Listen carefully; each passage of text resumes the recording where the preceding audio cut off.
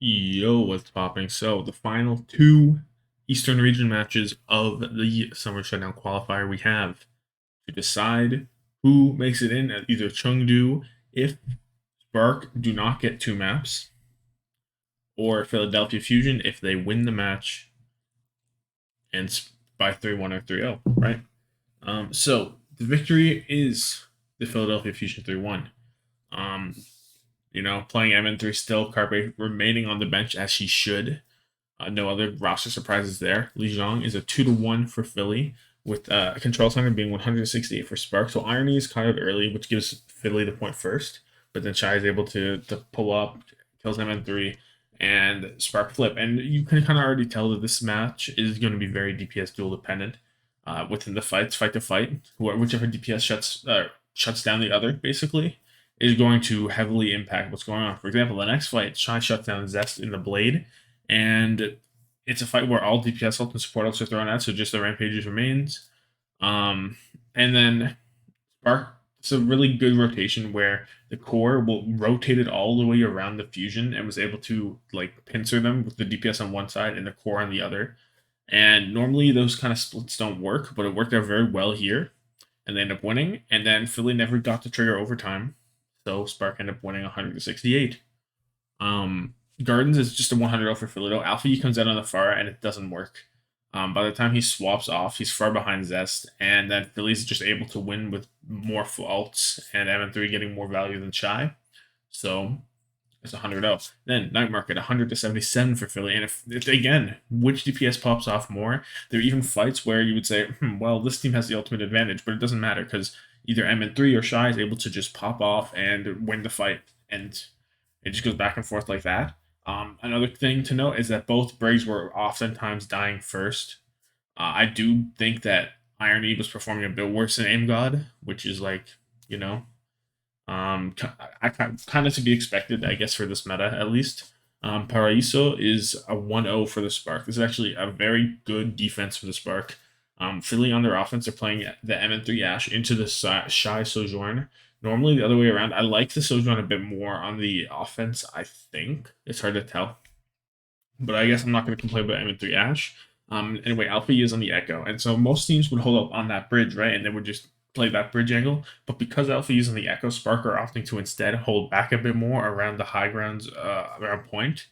And this lets Alpha E use the cover a lot better to his advantage and be able to get better angles. And so he does a lot. Alpha E more or less carries this round with the help of Shy as well. MN3 was unable to find anything on Alpha E or Shy, and one of them or both of them really needed to die for Philly to get on. Anyway, Philly did get 43%, but that's almost nothing for Spark, right? This time on their offense, Zest is on the Echo, and they're both on Sojourns again. Philly's also playing back on the point high ground, but they're playing a bit more forward. Fury is more in a more aggressive position on the high ground, on the like the second bridge high ground. And he ends up dying pretty quickly, and Spark just wins. So kind of a misposition there from Philly. I'm not sure what his goal was there. I don't think he gets any more value than if he's just on the ground. I guess you're denying high ground, but it doesn't. I don't think it really matters all that much for him. So yeah, a bit of an odd one. Anyway, Dorado is another quick 1-0 for Philly. Spark on their offense, they're playing the Shy Sojourn against the M3 Ash, and I rate the Ash a lot on Dorado, right? Philly ended up swapping sides, and Spark end up rotating to the high ground, basically, because, well, they rotate the high ground, forces the side swap. Anyway, but MN3 is able to find Shy, and then Philly is forced back to choke, and Spark do break the close hold, but nothing past that. They didn't even win that fight to break it. They like got a pick, and then Philly said, "Okay, we'll just back up there and play here," and then they never actually got a fight win. So MN3 was getting much better than Shy at this point, and Philly's able to hold solid at the choke. And then on Philly's offense, Spark just don't close hold at all, but they do hold a bit more advanced around the red building like the second time, and I don't really know what the goal is there. MN3 is able to kill Alpha E based on where they're positioned, and Spark stabilize at the choke, but as soon as Fury is able to um, get his rampage off, it's kind of a rip. Um, so I'm not sure what Spark was going for there. I think I kind of understand playing back because you don't get two fights anyway if you close hold, but they were in a weird like partially close hold because they weren't holding at the choke and they weren't holding on the high grounds as much. It was literally like the first corner of red and then back in the second one. I don't know. I don't know what was going on there. But sure. Anyway, going to Calcio. This is not correct. Hold on. Okay, sorry about that. Calcio is an 82-79 victory for Fusion, which is pretty damn close when you look at the numbers. But yeah, I guess it was pretty close. So right off the rip, Shy is able to find a flank onto Fixa, and that gives Spark the initial movement. And Spark have that initial lead of like 30 meters for a pretty significant amount of time, and they're just playing inside the thing. But um, as it goes on, the Fusion DPS slowly get the better as Spark. Alpha E doesn't really hit a good blade for the remaining 60% of the round, and it's just mostly like Shy has to carry, and MN3 is also carrying at the same time. He's carrying some fights, Shy's carrying some fights. They're trading back and forth. One fight, Shy kills 3, the next fight, MN3 kills 3. And then Zest weaves some carries in there, and Alpha doesn't get to really. And that's kind of like I think the main difference here. And I think part of that is that Irony is playing worse than Aim God, but it's only marginally. I don't know. It's a bit of a struggle. And even then, Spark did some misplays too. It's not just on Alpha E, obviously. Because there were times where Spark was looking like they were down members and they were pushing for the checkpoint. They're like, oh, we need the lead now. It was like 3 minutes left. They didn't have the lead. Like, oh, we have to get this now. So they pushed on in a disadvantageous fight. I think the smarter play is just to back up a bit and wait. Because they committed ults down members at a checkpoint. It doesn't really make sense when you say it out loud. It didn't make sense watching it either. I think they were a bit panicked and they were like, "Oh, we need this fight or something." Because for them, getting 2 maps would have been the same as like a draw, really. Because Philly gets an extra point here, but they get 2 points on them right now because they also get this map. Whereas before, they would have just been 1 point, and they're denying a point anyway. So it would have been much better for Spark because Philly's their closest competition to actually win this map. And I feel like they would put a lot of pressure on themselves to do it, and it just didn't work out and had a pretty bad misplay there. But Philadelphia Fusion ended up winning, mostly off of MN3 and Zest. But some other key things too, because Fury actually was pretty significantly better than Bernard, and it's going to be weird to say this, but it was because of the rampages for me the most. He's going to be a player of the match, and I've been harsh on him because he showed up when it mattered most, though. That's the thing, because Dorado, he was pressured very hard in that final fight for Philly, but he was able to live and then hit a big rampage. Colacio, to get the lead, he hits a big rampage. To deny Sparks the lead, he hits another big rampage. And that's just something that wasn't happening from Bernard. Did Zest or MN3 play a better game? Probably. But Fury made the largest difference, I think, between the two Junker Queens, like roll for roll. And I see no reason not to give it to him. Sure, why not? Fury did great. He lived longer. He was getting better staying power on the point. And sure did great. But overall, the fights in the series were heavily DPS dependent on popping off. All DPS in the lobby popped off pretty hard throughout the series, oftentimes popping off harder than alt advantages would even say. M3 and Shy was about even blow for blow, I think, which is good because Shy was not that level yesterday. And then Zest definitely had a little bit of advantage over Alpha and the Genji, but Alpha still had a world class echo performance on the Paraiso. Oh my god. And Zest had a bit more constant pressure though. That's the thing, and he was forcing more resources with his blades. Alpha, especially on Coliseum with his blades, he would blade in and not really force a lot and still die. Like he needed to be a bit more controlled, I think, with his blades and pick his places a bit better. But that's just how it was. Going back to the Briggs, they're still both not good. They're just not good. One thing I found is the Irony. I felt like he was positioned very tightly to Bernard, and that sounds good, but at the same time, that makes him more susceptible to knives, to rail guns, to just Carnage axe hits, and things like that, which is actually really bad. Because if you get hit by a Carnage's Brig, that's like terrible. You're probably gonna get dashed on and die. And while you may be able to get a bit more extra damage, and you should be able to get your Inspire up a bit better, It's just not worth the trade off. I think of just stepping back a little bit and playing a bit more safe. Um, but yeah, I think that's the main difference there. And yeah, so a pretty good series, but Philly ended up coming on top, which after yesterday's performance, I don't know if that's unexpected from anyone. But going on to the main event, we have the Seoul Dynasty against the Shanghai Dragons, and this is a 3-0 for Shanghai. It's always weird with these teams because it's always supposed to be good, and then the match score says it isn't. But this was actually a pretty good match regardless. Um, yeah, so Lijiang is a 2-1 for Shanghai. Control Center is Seoul's, though. They win at 100 to 99, and it's kind of not because of their gameplay, but because of Shanghai's misplays. So basically, what I found is Lip was dead at the start of every single Seoul fight win, and Lip got a pick at the start of every Shanghai win, basically. So Lip already proving to be a influential player in this match. Um, and it goes 99-99. Or yeah, no, yeah. Well, I'm talking nonsense. It was 99.99, and the thing about this is Shanghai. They have it. They have control at their 99, and they troll by going into the Seoul spawn and trying to take the fight there.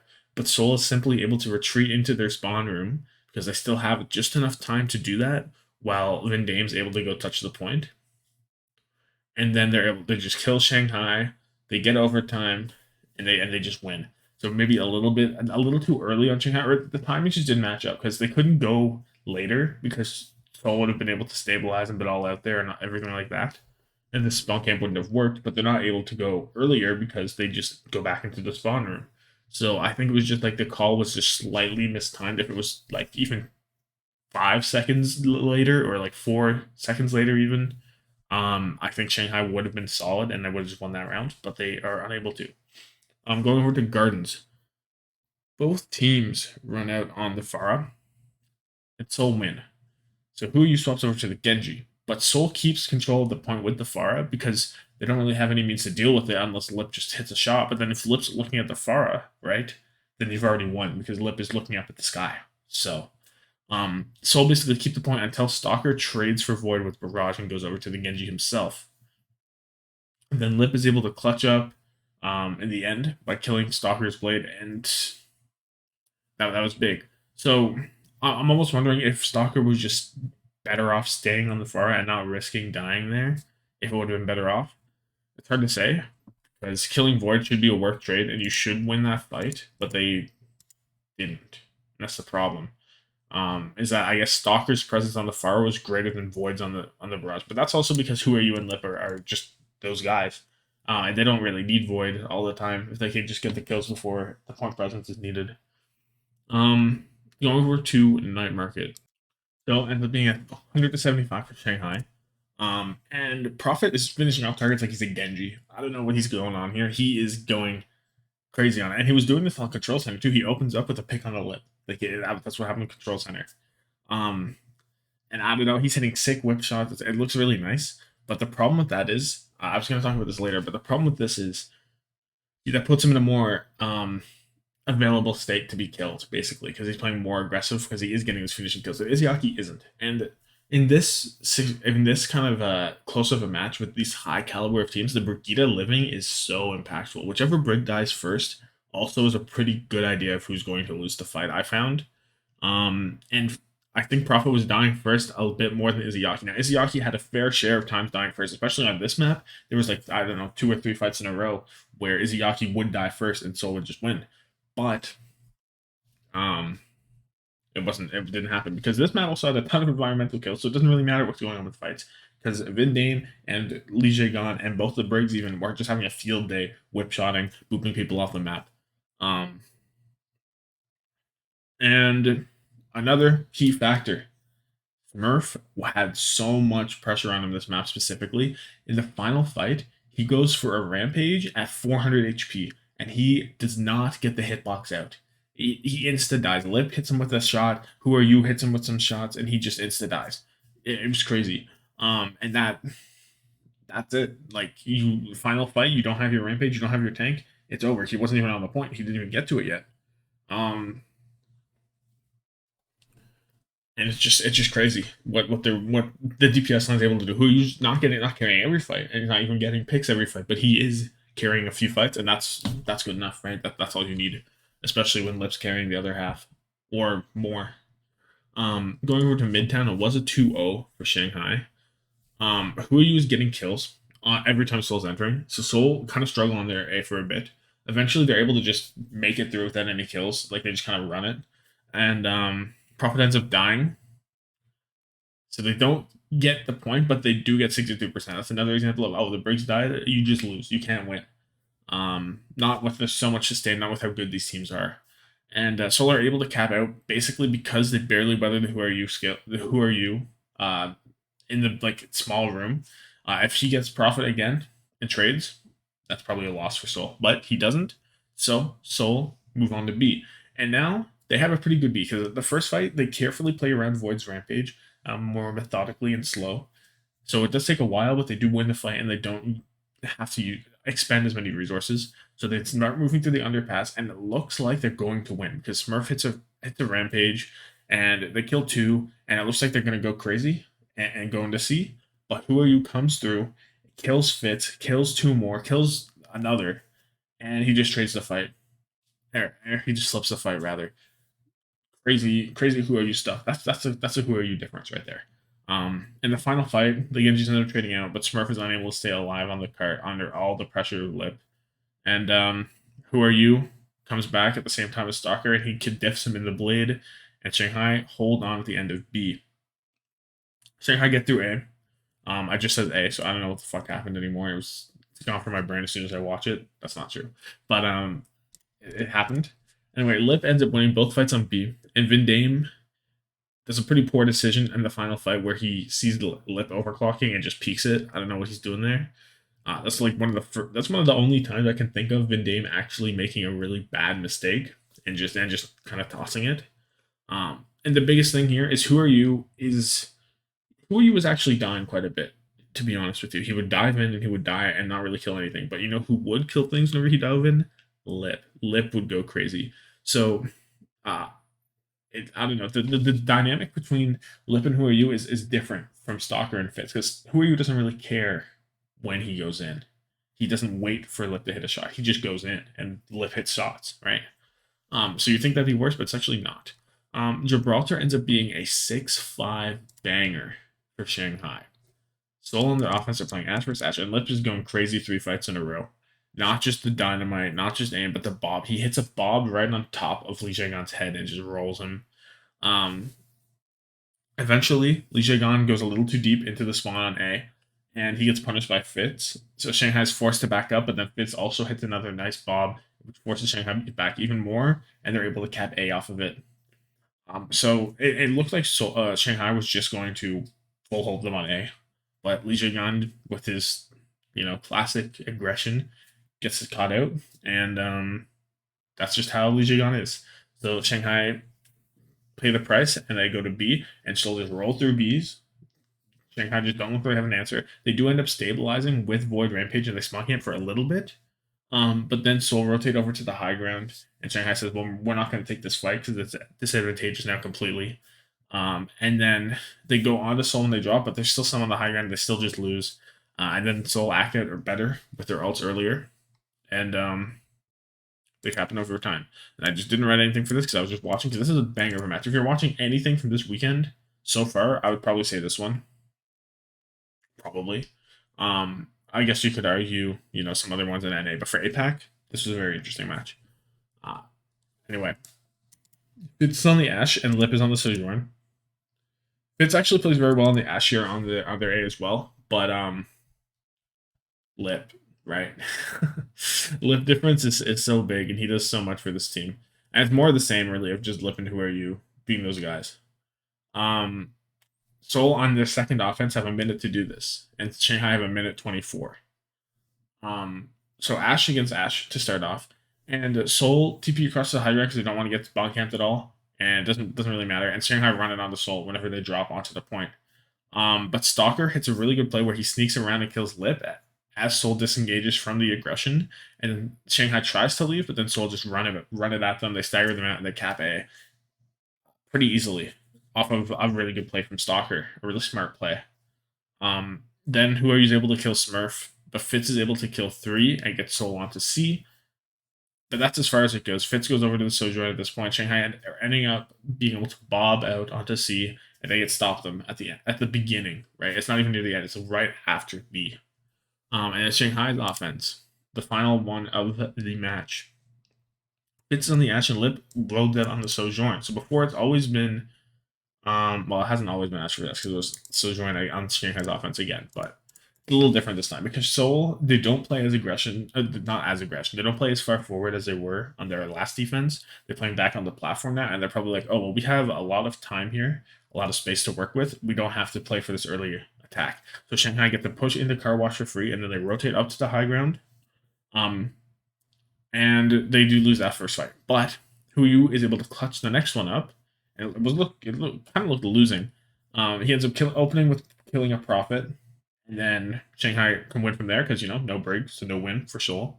And then Huyu was critically able to get a big stagger kill on Prophet after to get them into B for free, which means just one fight on B, and it's a huge ult fight. But the biggest thing that I'm going to mention here is Izayaki hitting a huge boop on Fitz's bob. And if the bob was just landed on the cart like it was going to, it would have done so much damage for so much pressure out. And it would have been really bad. But because it hits the void, so he goes up, but then it gets booped way back into the back line of Shanghai or of Seoul.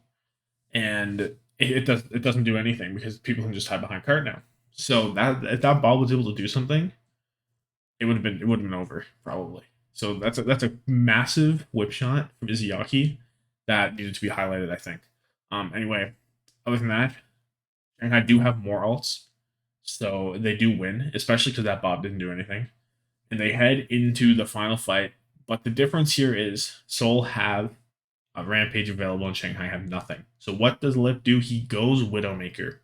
And Fitz goes on the Tracer. And then Who Are You finds a kill on the Prophet, even though Void dies. Void actually falls. And then Who Are You gets Prophet, and then Lip does the rest. He kills 3, goes crazy, and Shanghai are able to beat Seoul in a fight. So even there, if that's the Brig that dies instead of Void, I think it's over. I still think it's over because then Who Are You doesn't get his packs. He doesn't get able to carry.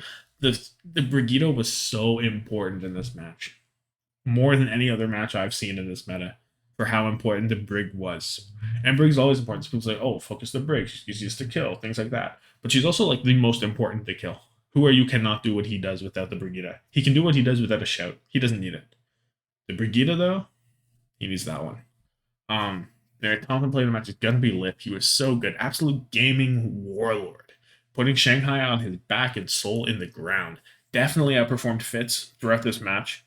And the rest of Seoul, even, no matter what he was on the Ash, on the Sojourn, on the Widowmaker, it didn't matter. Super Chad move to swap to the Widow. That, like, the balls to just say, you know what? I'm going to play Widowmaker for this fight. It's a series clinching scenario. I'm going to go Widowmaker for it. Love it. So good. And he was the difference maker, for sure. But anyway, banger of the series. No matter what the map score says, this was a banger. And the Shanghai DPS did put on a clinic at times. And I want to talk about more about that dynamic I was talking about between Who Are You and Lip compared to Fitz and Stalker. So, Stalker, great at cleaning up the damage that Fitz does. Right? Fitz hits a shot, Stalker, very clinical, goes in, gets the execution, and comes out. The difference is Who Are You, right? I already said it. He just goes in and relies on Lip to hit the shots. And that works out so much better because it's almost more clean, more concise. Because Who Are You, he can go in, he can do the damage, and Lip can also do the damage in the back. So it lets Lip do his damage easier because everyone's looking at Who Are You because they know Who Are You will just kill them all if they don't all look at him. But Lip's able to kill them all as well. And whatever damage Who Are You gets done, Lip can hit it. And if Lip hits someone else, Who Are You can quickly change targets because he's a Genji. It's so good. It's like a next level up from the Stalker Fitz, like what they're doing, because they have to rely on things, but they just trust their natural talent and they just do it. And it doesn't work out all the time. Sometimes Who Are You will just die, and then Lip has to, and then if Lip doesn't get the headshots himself, it just doesn't work. Whereas, Stalker, if Fitz gets the damage, Stalker can go in and clean, and it's less risk, right?